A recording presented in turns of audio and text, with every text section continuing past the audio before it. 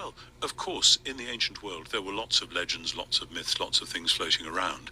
My problem as a historian is that unless you say Jesus of Nazareth was raised from the dead, it is very, very difficult to explain historically many of the features of early Christianity. Just take what all the early Christians believed about what happens to people after their death. That's actually a very traditional thing. If you do a funeral, if you go to a family funeral, people want it to be pretty much like we've always done it, and they will say the same things as they've always done.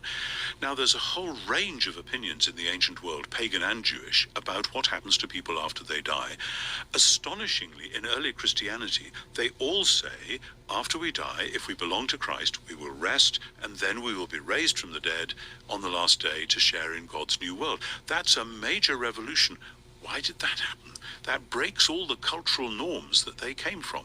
They all say it's because of what God did to Jesus. Now, that's just one argument out of dozens, but there are all sorts of lines pointing back which say we know that dead bodies don't rise.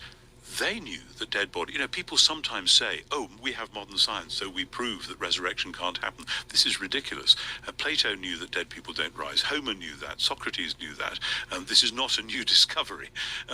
But they said, no, this is because God's new world, the Creator God, is launching his new world.